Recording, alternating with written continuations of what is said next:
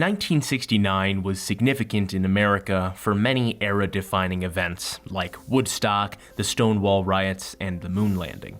That year, recent Yale graduate Gene Siskel would become film critic for the Chicago Tribune. His counterpart was Roger Ebert of the Sun-Times, who had held the position for the last 2 years. What made these two men so special?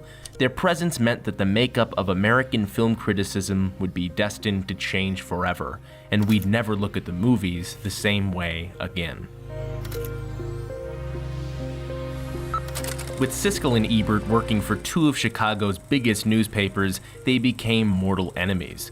Roger was touted for his intelligent, down-to-earth writing, what he called a relative style of criticism. Gene was much blunter, and he tended to review films at opposite, more subjectively.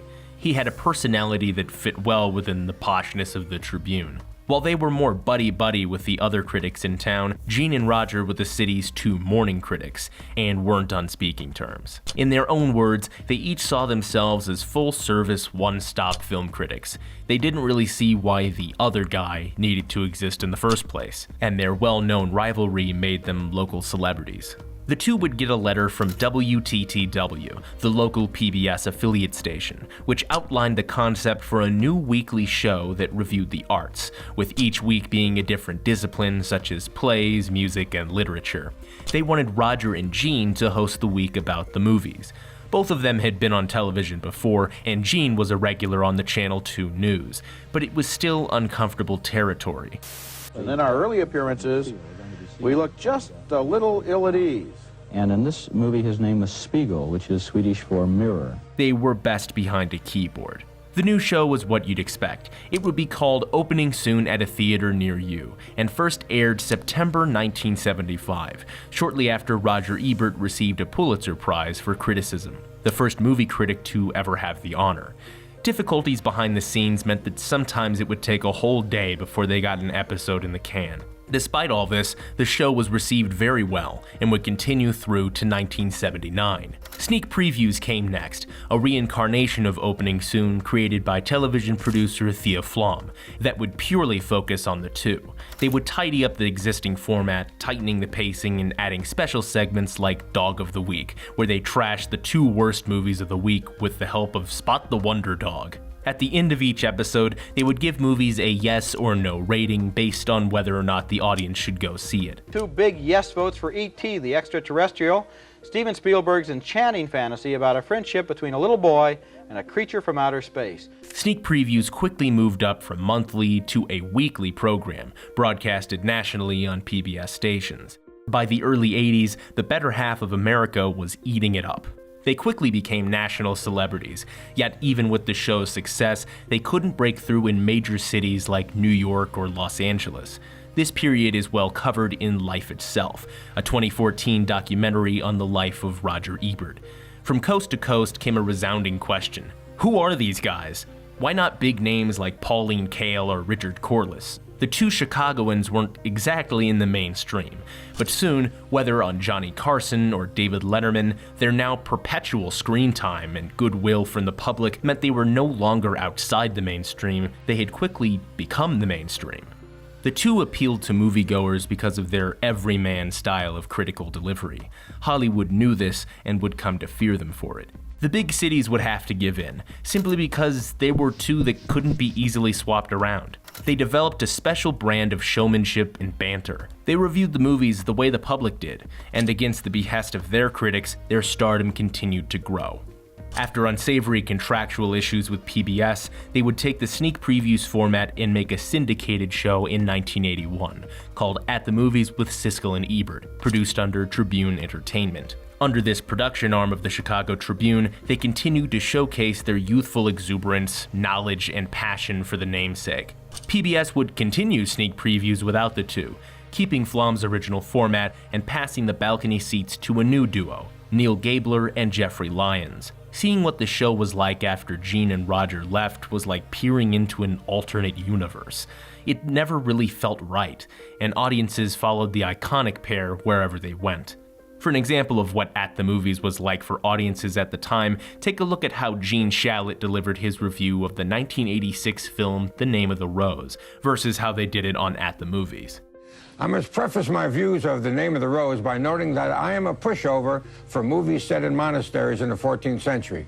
That's exactly what The Name of the Rose is. Our next movie is named The Name of the Rose, and it's based on the best-selling novel about a series of strange events in a 14th century monastery in Italy. A dark, foreboding mystery with Sean Connery persuasive as a Franciscan monk. Sean Connery plays an interesting man named William of Baskerville, a monk who arrives at the monastery just as the first of a series of mysterious murders is taking place. Trying to solve a series of murders in a Benedictine monastery. The plot is intricate and the performances are admirable. But the movie's ending is so confused that I didn't even understand why Connery was still alive. I had similar problems with the film, and I felt badly about that because it is so wonderful what they're chasing. His mission, his quest, even that he doesn't know it, is so important that everything that precedes it, I said, oh, come on, let me get into the editing room, take out all these wild characters that are flying around, just have him work in the monastery and get up into that library, tighten this film up, and you would have a terrific film. The movie would have benefited from a great deal more simplicity. There are too many At times, it was more like a sitcom than a movie review program, prime time versus the Today Show. One of the big pluses was that it was two critics. Neither could have autonomy or ramble on for long before the other cut them down, and this made the show feel less biased. They instituted their iconic rating system of the thumbs up and thumbs down, which became a mainstay for new releases to the extreme where studios came to use it as a selling point. The two copyrighted the phrase so that it couldn't be taken out of context. That way, if you got 2 thumbs up from Siskel and Ebert, the average viewer would know they were spending their money wisely. As they'd said numerous times, their thumbs were as flawed as stars were. They'd get in the way of the true purpose of a critic, owning why they did or didn't like a film. And that's why it always came at the end of the show, after they spoke their minds. Later, the show moved to Buena Vista Entertainment under Disney, but the looming name didn't budge their thumbs. It wasn't just a show for Hollywood executives, who they now found themselves directly under. They were adamant about constantly praising foreign films and underground releases. Martin Scorsese said that if it weren't for them in his corner, he would have given up a long time ago. With Gene following the Chicago Bulls or Roger hosting Cannes, they were both steel powerhouses in their own right. But there was one thing they agreed on every time: impartiality. The rise of gossip news only made the two more reliable for this stance, which they were so devoted to that they never allowed it to get tainted. They didn't attend premieres or galas and didn't hobnob with the rich and famous on Hollywood Boulevard or elsewhere. Unlike a lot of critics, they didn't let themselves be suckered into studio-approved blurbs. The two could have gotten a job anywhere, but they stayed put in the Midwest. I have never felt a kill in a movie quite like that, ever, in any Vietnam film. Not in Apocalypse Now, not in The Deer Hunter? Not like that. Not like that. Well, then in that case, you're going to love The Late Show because they have kills like that every night in black and white starring John Wayne. This movie has the kind of chemistry between the grown-up world and a smart kid that I looked for and missed in Home Alone 2. It's amusing, it moves, and somewhat to my surprise, I liked it. Wow, where's your big red suit and beard, Santa? You just gave them a gift. You didn't like this movie? No. The bear wasn't interesting, number one. Oh, I was interested in the bear. It's a real toss-up. Especially when it was chasing them. It's a toss-up, oh good, as opposed to hibernating. This movie is a movie that kids would really enjoy. No, Really, you know what they should say? Roger, my rebuttal of this film is, you're wrapping yourself in the flag of children, and I'm saying, go see The Black Stallion instead. There's a film with little dialogue, so much better. I'm not wrapping myself in the flag of children. You're wrapping yourself in the flag of the sophisticated film critic who's seen it all. No, boredom with Benji running. That any child Gene and Roger were of course well known for their tendency to get volatile, but by the late 90s, there had been a noticeable change, specifically in Gene. Where before he was as exuberant and vigorously animated as Roger, by 1999 he was slower and tended to do less of the talking. I agree with you, Roger. It was high ranking on my list too. And now we come to a film that I think is worthy of a nomination, but boy, does it need help. He had consistent bags under his eyes and frequently looked exhausted. He'd been suffering from what would be diagnosed as a cancerous brain tumor. Coming off the last few years, he had intense pain and headaches, but continued writing and hosting the show, even if it meant phoning in his words from a hospital bed. Mostly no one, including Roger, knew the severity of his illness. Quietly undergoing brain surgery, he was in and out of hospitals frequently. The morning of February 20th, news broke. Gene Siskel had died suddenly at the age of 53 of what would be attributed to complications of a later surgery. Like Roger, everyone was blindsided, and the world mourned his death. I lost my good friend last week when Gene Siskel passed away. My colleague and sparring partner was only 53 years old when he died from an illness he'd been fighting since last May. Gene continued as long as he could to do the job he loved. Then he returned here to the set where only a month ago he was seated right there across from me in the balcony reviewing the latest movies. People have asked me why he continued working so long when he was ill, and the answer, I think, is he had a real passion for his job and he thought it was worth doing. Roger would pay tribute to Gene in a special episode. The show, named after the two icons, was now split in half, and it would never really be the same again. Roger would continue the show after his death, inviting a wide range of guests from directors and actors, including Scorsese, to other film critics, the likes of Janet Maslin and Peter Bogdanovich. The permanent mantle of co-host would be assumed by one of Roger's Sun-Times colleagues, Richard Roeper. Despite the loss of Gene, the show was truly reborn with the balcony now balanced again, renamed Ebert and Roeper. History would repeat itself, however, and Roeper would now hold down the fort as Roger would undergo cancer treatments of his own. In 2002, he was diagnosed with thyroid cancer and would have it removed soon after. The next year, he had surgery and radiation therapy for cancer in his salivary gland.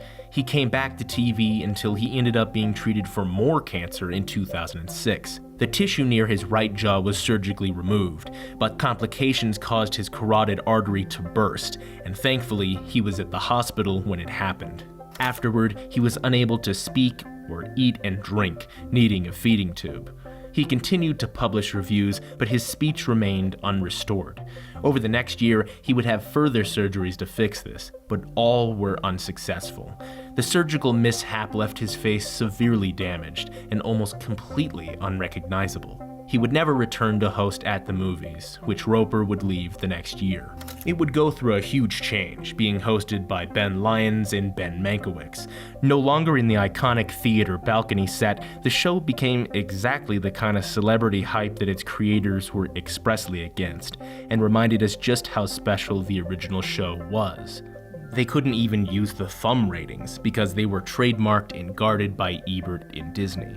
This period saw a big low in ratings, then had a bit of a resurgence when Gene's successor Michael Phillips and New York Times critic A.O. Scott became the hosts. The class was back, but unfortunately it was short-lived, and the show was ultimately canceled.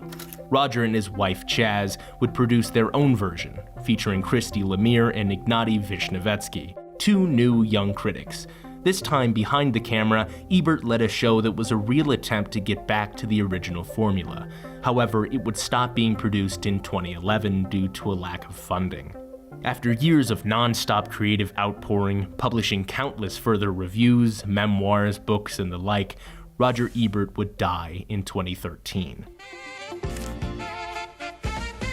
Hi, Gene. Hi, Roger. How you doing? Okay. In every theater, I have a favorite seat I like to sit in, sort of habit. In this screening room, I like to sit in the last row, sort of off to the side. The last row because it's the only row that doesn't have any rocking chair seats. And in some bad movies, rocking chair seats can really lull you to sleep. You know, it is a funny thing about going to the movies. When you go to a couple hundred movies a year, you do get into rituals, patterns of habit. I usually sit in this seat, for example, and I don't know why. I guess it's just a habit with me. Roger and Gene made film criticism more accessible to moviegoers. It didn't need to be a scary thing. They weren't talking down to the public, and their reactions weren't planned, they were genuine. In real life, for every up point, there were big lows.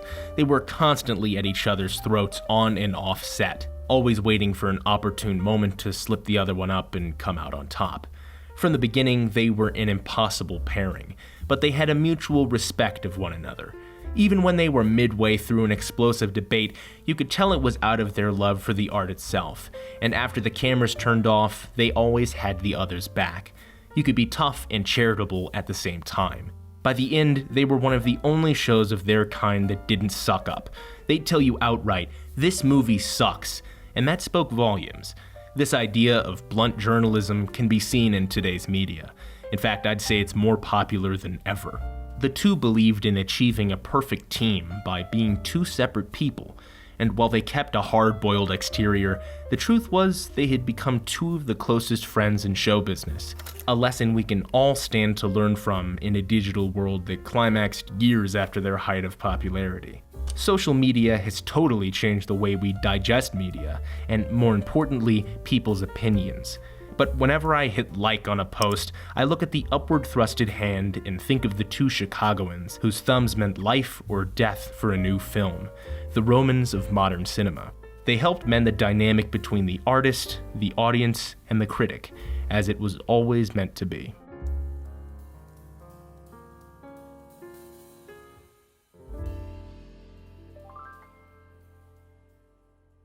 Hi, I'm Alex Nelly. Thanks so much for watching. It really means a lot.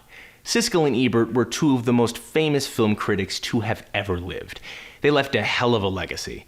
Not only were they great at their jobs, but they were great people. I highly suggest listening to the Ringers podcast called Gene and Roger, which I'll link in the description below. You can also find my Patreon, but you can also support the show by subscribing, commenting, and liking. I know you hear it all the time, but viewer engagement really helps. So, until the next video, the balcony is closed.